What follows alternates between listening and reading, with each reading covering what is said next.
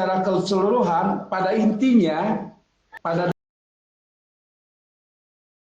dasarnya, itu mah ya, tadi Pak Usep dan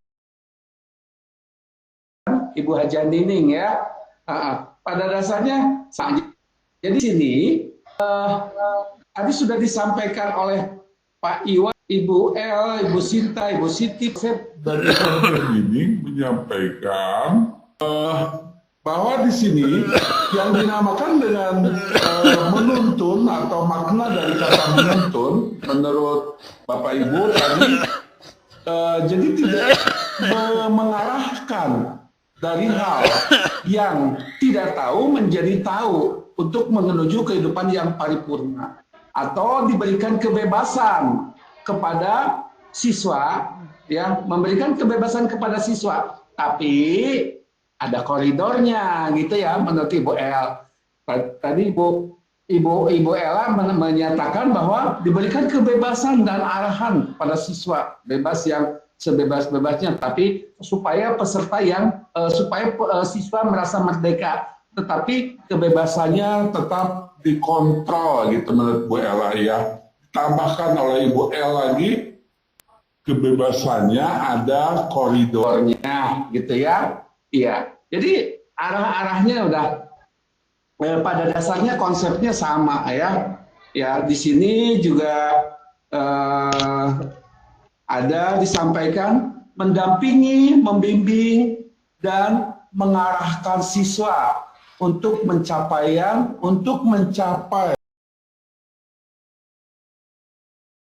kebahagiaan yang hakiki ya, capai kebahagiaan yang hakiki. Jadi membimbing, mendampingi gitu. Kemudian agar tidak kehilangan arah, katanya tadi disampaikan Bu Haja Nining, agar tidak kehilangan arah gitu ya. Jadi sebetulnya walaupun kalimatnya dari Bapak Ibu itu bermacam-macam, karena memang apa yang akan kita sampaikan ya, kita memiliki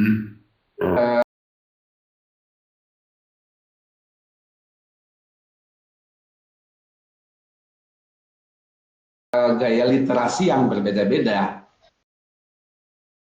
Tapi di sini saya ambil konsepnya, ini pada dasarnya mengarah kepada pola pemikiran Ki Hajar Dewantara tentang makna dari menuntun. Jadi sudah searah, sudah serasi ya. Oke, jadi saya simpulkan di sini Bapak Ibu sudah paham tentang makna menuntun di dalam Dewantara ya.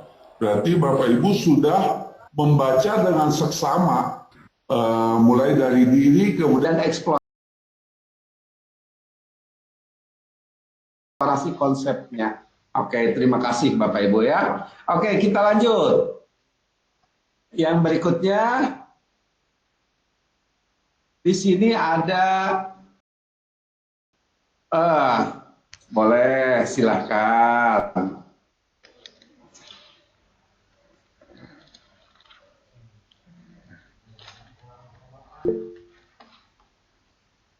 Ibu L, boleh Ibu L, silahkan Bu L. Aduh, terus deg-degan. Tuh kan, belum juga deg-degan gimana. Bagaimana kata menuntun? Saya maknai dalam konteks sosial budaya. Tadi kan bagi anak ya, pendidikan anak. Sekarang bagaimana kata menuntun? Saya maknai dalam konteks sosial budaya di daerah saya. Apa dapat saya lakukan untuk mewujudkan pendidikan anak yang relevan dengan konteks sosial budaya di daerah saya? Di sini anak dalam hal ini adalah siswa-siswi Ibu ya. Silakan. Siswa-siswi Ibu Bapak. Baiklah Bapak, terima kasih.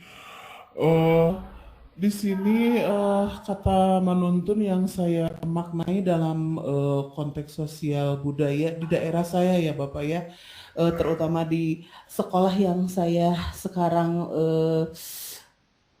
kerja gitu ya di SMA Negeri 19 Garut.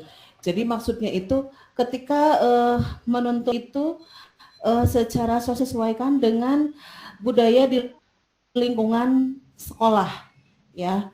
Jadi Maksudnya untuk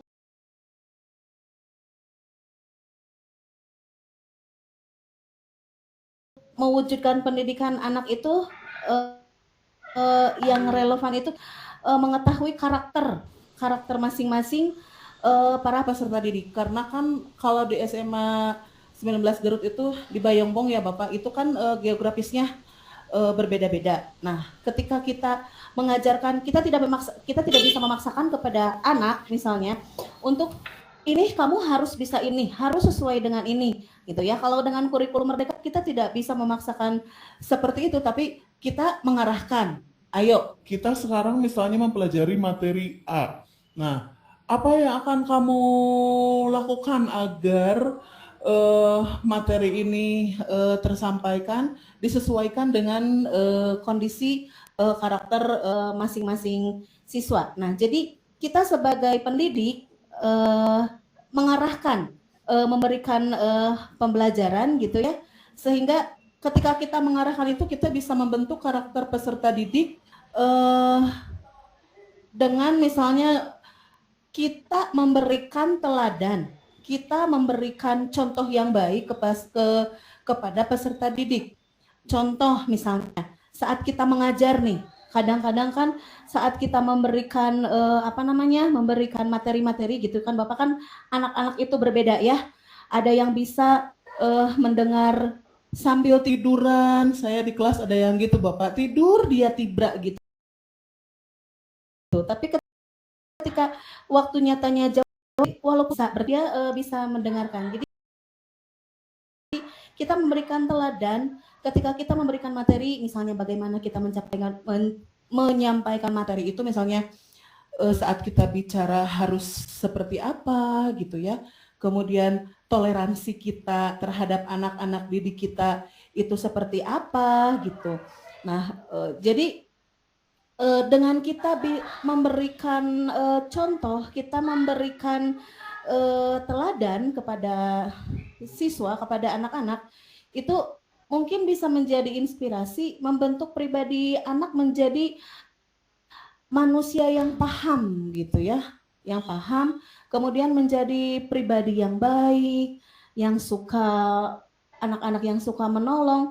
Jadi semuanya dari kita ya Bapak. Jadi dengan keteladanan siswa bisa mencontoh keteladanan kita sehingga siswa tersebut mampu berdiri di atas kakinya sendiri tuh, menolong dirinya sendiri, bisa menolong orang lain. Mungkin seperti itu Bapak pemahaman saya tentang menuntun dalam konteks saya, tempat saya mengajar. Terima kasih. Oke, terima kasih Ibu Ella. Bagus sekali ya, Bu Ella. Dilanjut ya Ibu Ella. Silakan Ibu Ella. Ya, terima kasih Bapak. Di sini kata menuntun dalam konteks sosial budaya di daerah saya, terutama di lingkungan sekolah saya, yaitu mengarahkan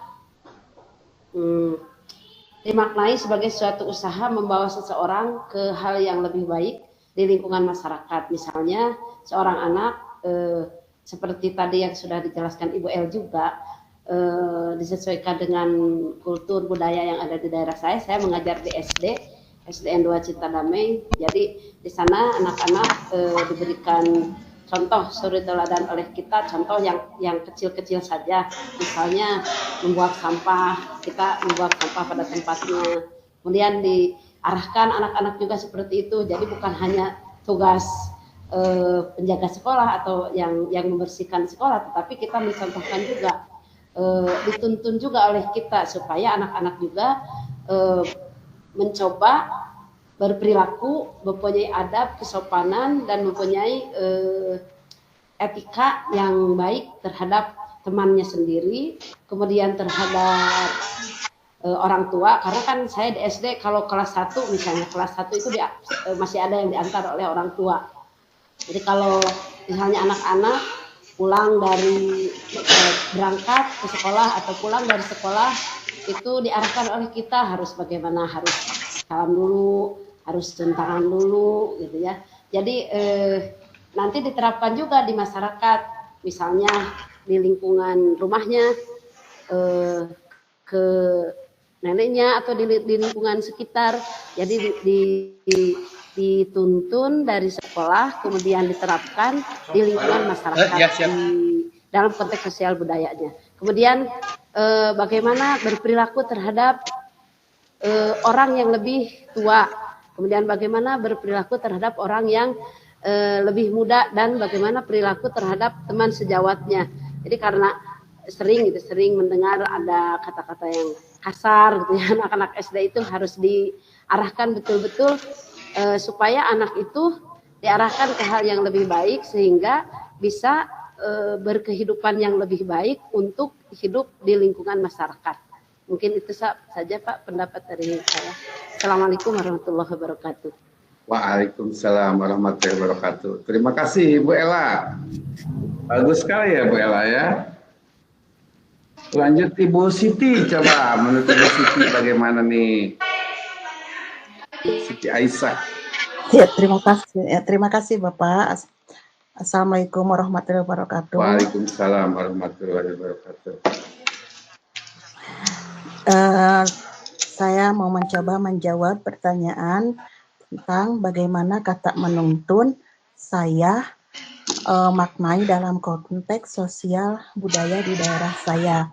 Nah, Bapak, untuk kata menuntun konteks sosial budaya di daerah saya, di sini atau saya sendiri membawa anak ke suatu hal yang baik untuk hidup bermasyarakat.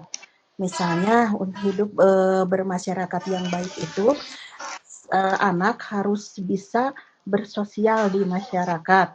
Misalnya ada gotong royong, ikut gotong royong misalkan. Terus ada misalkan orang yang meninggal atau misalkan butuh pertolongan, ikut misalkan menolong. Terus bergaul, misalkan bergaul di masyarakat. Tapi bergaul di sini tidak harus ada batasnya, misalkan di masyarakat.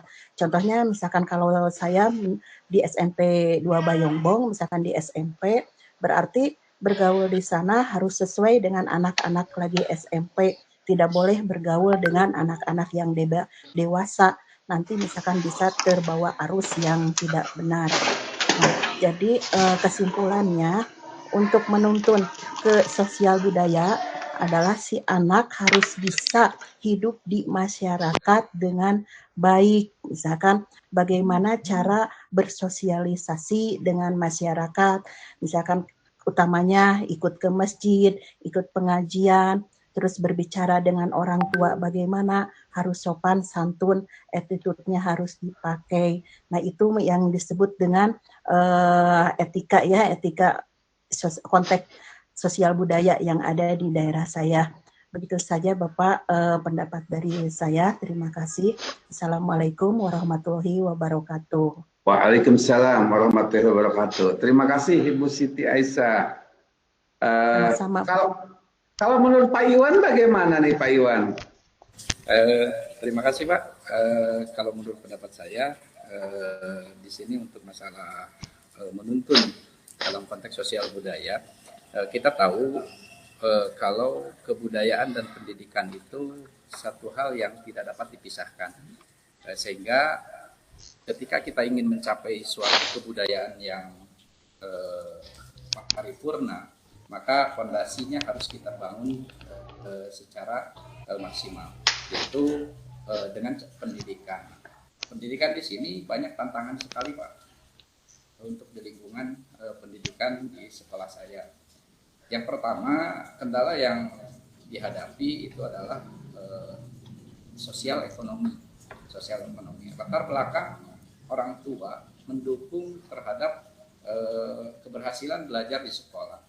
Salah satu contohnya di sekolah saya, siswa masih ada yang bolos karena alasan untuk mengasuh ataupun dititip adiknya, jadi mengasuh adiknya. sementara orang tuanya berangkat bekerja mencari nafkah, kedua-duanya, yaitu menjadi buruh tani ke kebun. Nah, sehingga keberhasilan dalam pendidikan di sekolah saya sangat berat karena anak seringkali meninggalkan sekolah untuk alasan ya tadi menjaga adiknya karena tidak ada orang tua. Itu yang pertama. Yang kedua, dukungan daripada tokoh. Nah, tokoh di masyarakat, nah, di sana di lingkungan sekolah saya, pada awalnya sebelum saya masuk di sekolah yang saat ini, ego daripada para tokoh itu sangat besar gitu, sangat besar, sehingga pada awal tugas di sekolah itu saya mengalami satu kendala ataupun juga mengalami benturan dengan para tokoh. Kenapa? Karena ketika seperti sekarang kegiatan hari-hari besar agama Islam, rata-rata anak juga izin untuk tidak bersekolah untuk melaksanakan kegiatan keagamaan itu. Salah satu contohnya ya hiburannya ataupun juga seremonial yang lainnya. Nah, sehingga pada awalnya saya juga merasa mungkin agak jengkel juga gitu, Pak, jengkel kok dukungan tokoh sangat rendah. Nah, ternyata setelah saya dalami, ternyata perlu ada komunikasi antara sekolah, guru, dan masyarakat dengan lingkungan sekitar, termasuk orang tua. Pendekatan di sana ya saya memberikan keringanan terhadap siswa yang tadi tidak bisa hadir untuk sekolah karena harus menjaga adiknya, ya minimal dikurangi frekuensi kehadirannya yang tadinya hampir bisa dihitung misalkan dalam 1 bulan itu hampir 10 hari ataupun lebih, nah minimal diturunkan secara bertahap. Dan alhamdulillah setelah berjalan sekarang sekitar 3 tahun, kejadian seperti itu tidak terlalu banyak, khususnya untuk di kelas yang saya pegang.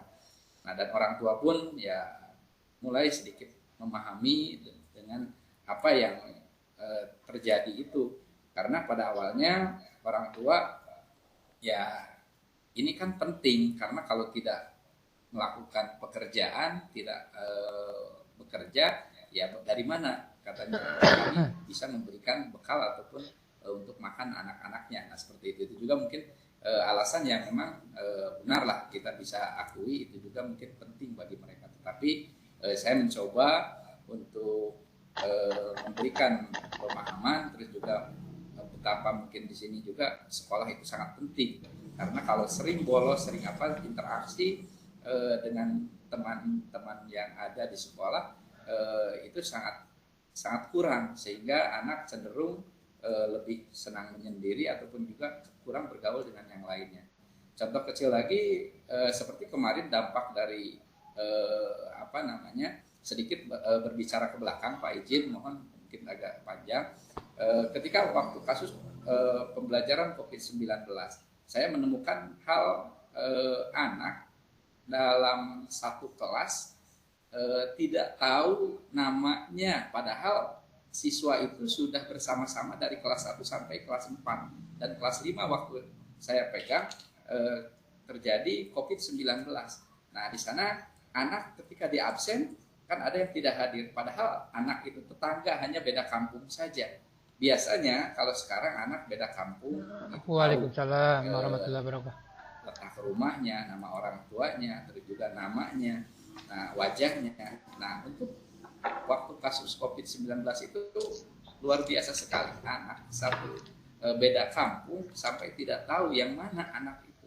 Nah, itu sehingga mudah-mudahan pembelajaran mungkin seperti COVID kemarin kita tidak terulang lagi, karena interaksi sosial budaya anak itu tidak terjalin utuh, terutama anak dengan anak yang lain dan juga guru dengan anak. Nah, itu mungkin Pak pandangan saya tentang pertanyaan yang kedua. Terima kasih, mohon maaf apabila banyak kesalahan. Assalamualaikum warahmatullahi wabarakatuh. Waalaikumsalam warahmatullahi wabarakatuh. Terima kasih Pak Iwan curhatnya ya. Ya, bagus sekali ya. Kita lanjut Ibu Ida. Bu Ida. Baiklah, Assalamualaikum warahmatullahi wabarakatuh. Waalaikumsalam warahmatullahi wabarakatuh. Menurut pandangan saya, kata menuntun yang dimaknai dalam konteks sosial budaya di daerah saya, khususnya di sekolah, tadi sebagaimana yang telah diungkapkan oleh Bapak Ibu, ya tidak jauh berbeda. Mungkin yang pertama adalah membimbing siswa ke arah hal-hal yang baik, gitu ya. Salah satu contoh, mungkin di sini saya mengembangkan konsep 3S, yaitu senyum, sapa, dan salam, gitu ya. Jadi itu dibiasakan setiap hari, setiap datang, ya, menyambut siswa dengan ketiga konsep tersebut. Selain itu, juga ya kita bisa membudayakan, misalkan menuntun siswa agar membuang sampah itu tidak sembarangan, sebagaimana disampaikan oleh Ibu Ella tadi, ya, karena dengan kita memberikan contoh yang baik, setelah jadian kita buang sampah, mana sampah organik, mana sampah anorganik, itu sudah menjadi contoh atau tauladan bagi para siswa, gitu ya. Bukan masalah. Nah, kemudian kebanyakan mayoritasnya ketiga konsep tersebut, misalkan senyum, sapa, dan salam, atau membuang sampah tentang tidak agamanya. sembarangan. Makanya kalau Bu Ida tadi mengembangkan budaya 3S, di sekolah, kalau saya selaku guru anak-anak PAI mengembangkan 3T, Pak. Masyarakatnya. Yang Karena pertama, saya pikir dengan tersenyum, dengan saling menyapa, dan juga saling mengucapkan salam, itu dilakukan itu bisa mempengaruhi perilaku yang baik bagi ketika mau para belajar. siswa. Mungkin demikian yang bisa saya sampaikan. Terima kasih. Satu minggu sekali ketika hari Jumat. Jadi anak dibiasakan yang pertama sholat duha, anak dari perwakilan kelasnya menggambarkan yang pertama tahsin siapa, mustafid siapa, tilawah siapa, dan alhamdulillah udah dimasukkan ke YouTube kegiatan tersebut, Pak. Dan udah banyak yang share. Itu mungkin kegiatan yang untuk menumbuhkan atau menuntun karakter anak di SMPN 3 Bayongbong, khususnya di sekolah saya, Pak. Terima kasih. Assalamualaikum warahmatullahi wabarakatuh.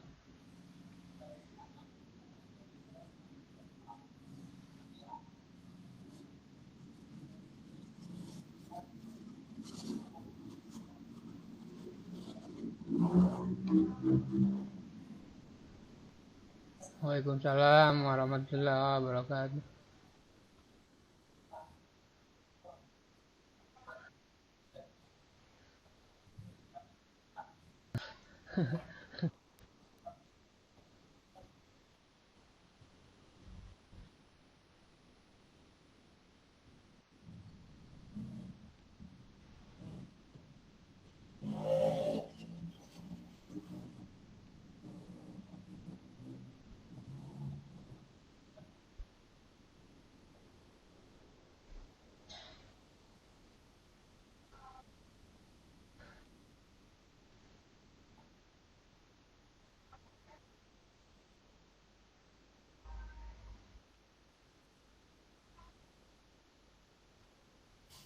Waalaikumsalam warahmatullahi wabarakatuh. Terima kasih Pak Usep ya. Ibu Yui, gimana Bu?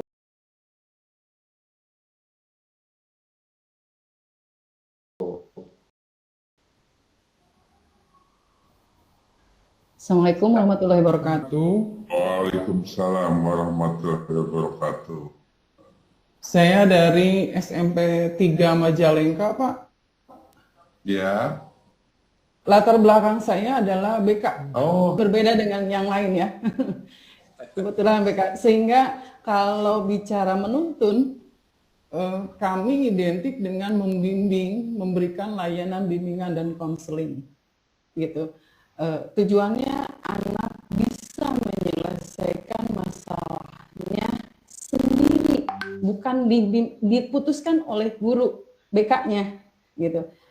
Kemudian lihat dari sosial budaya untuk BK ini sangat mutlak dan harus dilakukan, dalam artian modal untuk membimbing anak agar sukses dalam proses konseling atau memberikan layanan itu adalah kita harus mengetahui latar belakang sosial budaya anak, gitu Pak. Sehingga seperti di sekolah kami sangat multikultur, dan artian orang Bali ada, orang Batak juga ada, Sundanya banyak, agamanya juga Pak sama.